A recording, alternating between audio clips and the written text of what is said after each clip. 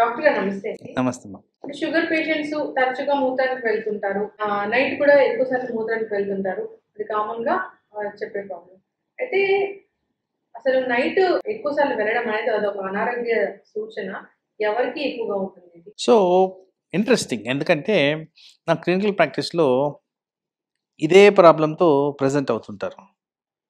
First and foremost మనం తెలుసుకోవాల్సిందేంటంటే, మీరు రాత్రులు ఎన్ని సార్లు నీళ్లు తాగుతున్నారు? వాళ్ళేం చేస్తారంటే యూరినేషన్ చేసినప్పుడల్లా నీళ్లు తాగడం మొదలుపెడతారు.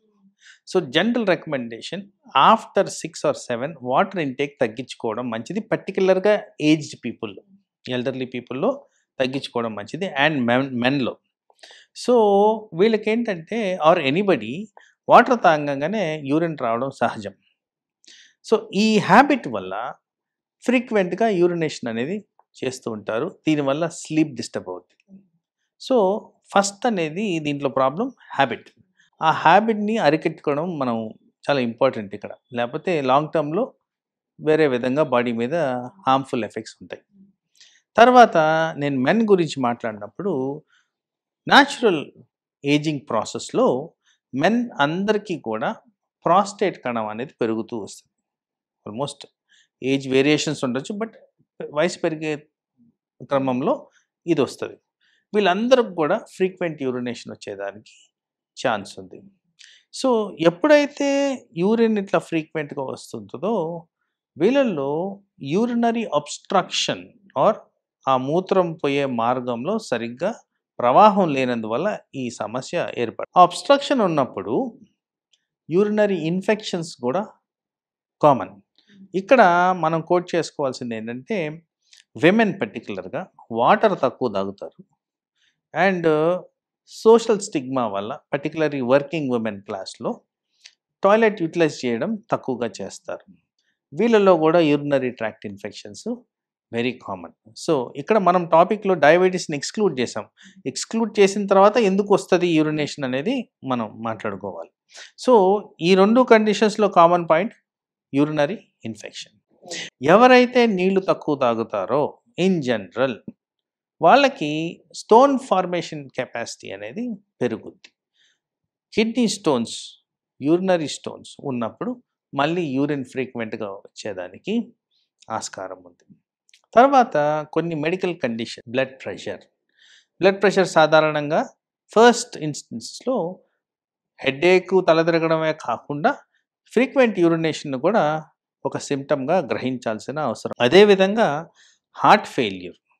ఎవరికైతే హార్ట్ సరిగ్గా పనిచేయదో వాళ్ళు కూడా నైట్ టైమ్ యూరినేషన్‌కి గురవుతారు. Increased frequency. బీపీ ఉన్నా గానీ ఎక్కువ సార్లు యూరిన్ వెళ్ళాల్సి వస్తదా? బీపీ ఉన్నా వెళ్తారు. హార్ట్ ఫెయిల్యూర్ ఉన్నా వెళ్తారు.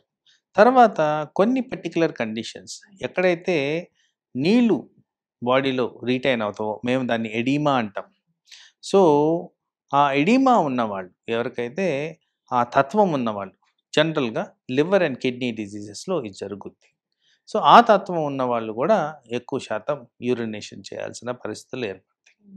అలాగే ఈ కండిషన్స్ అన్నిట్లో కూడా ఒక టైప్ ఆఫ్ మెడిసిన్ మేము డైయూరిటిక్స్ అంటాం. కామన్ మ్యాన్‌కి అర్థం కావాలంటే వాటర్ పిల్ అంటాం. ఈ వాటర్ పిల్ వాడినప్పుడు కూడా ఫ్రీక్వెన్సీ ఆఫ్ యూరినేషన్ జరుగుద్ది.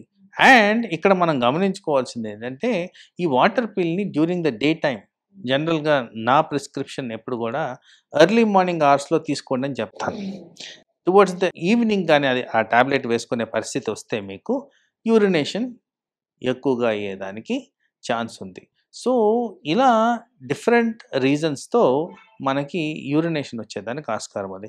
ఈ మధ్య కాలంలో ఎక్కువగా వెలుగులోకి వచ్చేది ఊబకాయానికి సంబంధించిన ఒబ్స్ట్రక్టివ్ స్లీప్ యాప్నియా. సో, దీంట్లో కూడా కాళ్ళవాపులు ఎక్కువగా కనిపిస్తూ ఉంటాయి. ఈ కాళ్ళవాపుల కారణంగా పడుకోంగానే మూత్రం అనేది ఎక్కువ ఫ్రీక్వెంట్‌గా రావడం అనేది కూడా గమనించడం జరుగుద్ది. సో, వీళ్ళకి స్లీప్ స్టడీ చేసి ఒబ్స్ట్రక్టివ్ స్లీప్ యాప్నియా ఉందా లేదా అని నిర్ధారణ చేసి దానికి తగు చర్యలు తీసుకుంటే ఈ ప్రాబ్లము మనం సరిదిద్దుకోవచ్చు. స్లీప్ ఆప్నియా ఉందంటే గురుకు వస్తది కదా! యెస్. దానికి స్టడీ కూడా కావాలా డాక్టర్ గారు? స్లీప్ స్టడీ చేయాలి. స్లీప్ స్టడీ అంటే గురకబెట్టే ప్రతి ఒక్కరికి స్లీప్ యాప్నియా ఉందని కాదు. ఎవరికైతే oxygen carbon dioxide miss match ఉండి వాళ్ళు శ్వాస తీసుకునే న్యాచురల్ ప్రక్రియ జరగట్లేదు, అంటే ఇక్కడ జరగట్లేదంటే కొంతమంది శ్వాస తీసుకోవడం ఆగిపోతుంది. అవును, చాలా మంది గురకబెడుతూ చనిపోయిన వాళ్ళు ఎస్ ఎస్ ఎందుకంటే అది హార్ట్ మీద బ్రెయిన్ మీద ఎఫెక్ట్స్ చూపిస్తుంది కాబట్టి స్లీప్ స్టడీ చేసి నిర్ధారణ చేసి దానికి తగు చర్యలు వివిధ రకాల ట్రీట్మెంట్ అప్రోచెస్ ఉన్నాయి, అవి చేయొచ్చు. అయితే డాక్టర్ గారు, ఫ్రీక్వెంట్ యూరినేషన్ నైట్స్ లో అంటే అసలు ఎన్నిసార్లు వాళ్ళు మూత్రానికి వెళ్తే అది ఫ్రీక్వెంట్ యూరినేషన్ అంటాము? సో జనరల్గా more than 2 times in the night is frequent urination. ఎందుకంటే మీ స్లీపింగ్ స్కెడ్యూల్లో 8 hours is required. More than 2 times మధ్యలో లేసామనుకోండి, మీ స్లీప్ సైకిల్ అనేది బ్రేక్ అయిపోతుంది. ఒకటి అనేది సహజంగా జరుగుద్ది. సో ఆ ఒక్కటంటే ఎవ్రీ 4 hours బ్రేక్ అనుకుందాం, 8 hours సైకిల్. నేను దాన్ని ఇంకా డివైడ్ చేసి 2 times బ్రేక్ అన్నాను అనుకోండి, ఎవ్రీ 3 hours బ్రేక్ వస్తుంటే మీకు ఆ స్లీప్ సైకిల్, యాక్చువల్లీ స్లీప్ సైకిల్లో 5 రకాల ప్రక్రియలు జరగాలి. జరిగినప్పుడే స్లీప్ బెనిఫిట్స్ అనేవి సంపూర్ణంగా మనకి రీచ్ అవుతాయి. సో స్లీప్ సైకిల్ ఎన్నిసార్లు బ్రేక్ చేస్తామో అన్నిసార్లు మనకి బాడీలో అనర్థాలు జరుగుతాయి. కాబట్టి not more than 2 times in the night మనకి స్లీప్ అనేది బ్రేక్ కాకూడదు. అందుకోసం not more than 2 times urination అనేది కూడా సిగ్నిఫికెంట్ పాయింట్ కింద మనం ఇక్కడ కన్సిడర్ చేయాలి. ఇప్పుడు చాలా మంది యూరిన్ వెళ్ళి రాగానే దాహం వేస్తుందని వాటర్ తాగుతూ ఉంటారు, దాన్ని మీరు చెప్పినట్టుగా. అట్లా చేయడం వల్ల ఏమైనా మన శరీరంలో ఏమైనా మార్పులు జరిగే అవకాశం? అంటే ఇప్పుడు అక్కడ జరుగుతున్నది శరీరంలో మార్పుల కన్నా మీ స్లీప్ సైకిల్ మళ్ళీ డిస్టర్బ్ అవుతూనే ఉంది కదా. మీరు నీళ్లు తాగినప్పుడల్లా మళ్ళీ పోవాల్సిన పరిస్థితి. పర్టికులర్గా రాత్రులు మీరు వాటర్ తాగినందుకు ఇంక్రీజ్డ్ ఫ్రీక్వెన్సీ ఆఫ్ యూరినేషన్ వస్తుంది. దానివల్ల మీరు నిద్రపోరు. నిద్ర సమంగా పోకపోతే బ్లడ్ ప్రెషర్ పెరిగేదానికి ఆస్కారం ఉంది. అది బాడీ మీద తీవ్రమైన ఒత్తిడికి దారితీసే విధంగా మనకు పనిచేస్తుంది. కాబట్టి దాన్ని ఎంత నివారిస్తే అంత మంచిది. డాక్టర్, ఎవరికైనా frequent of urination in the night ఉంటే కనుక ఖచ్చితంగా అది నార్మల్ కాదు, డాక్టర్ని సంప్రదించాల్సిందే. 2 సార్లు కన్నా ఎక్కువసారి డయాబెటీస్ ఉన్న వాళ్ళైతే ఇది జనరల్ గా కామన్ గా చూస్తాం డాక్టర్. మనం దాన్ని తగ్గించలేము.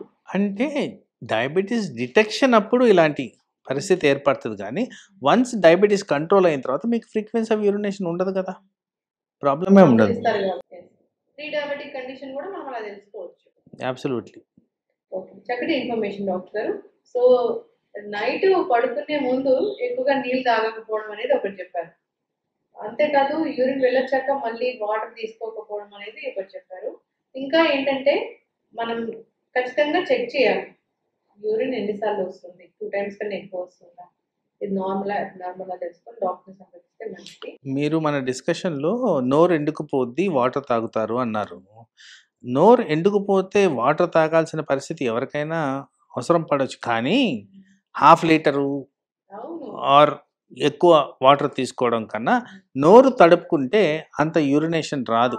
దాన్ని ఒక ఆల్టర్నేటివ్ మెకానిజం కింద మనం ఆ అలవాట్లో ఉన్న పొరపాటుని కరెక్ట్ చేసుకునేడానికి అది ఈజీ.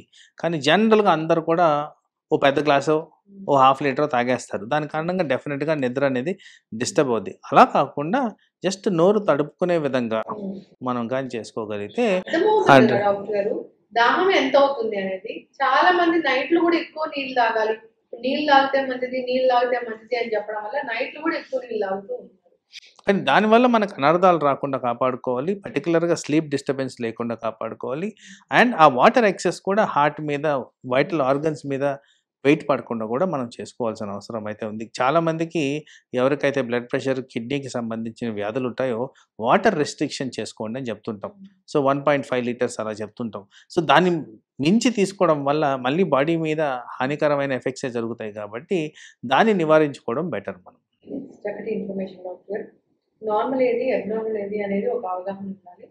సో 40 ఏళ్ళు దాటిన వాళ్ళు ఒకసారి సంవత్సరానికి ఒకసారైనా మీరు డాక్టర్లు ఏదైతే ప్రిస్క్రైబ్ చెప్తారో చెకప్లు చేయించుకోమని అవన్నీ టెస్టులు చేయించుకుంటే మంచిది. ఇలాంటివి ఏదైనా సూచనలు కనిపిస్తే ఒకసారి డాక్టర్ని సంప్రదించాలని కోరుకుంటున్నాను. చాలా చక్కటి ఇన్ఫర్మేషన్ డాక్టర్. నమస్తే. One life lesson what medicine has taught you. Whatever you can do without expecting.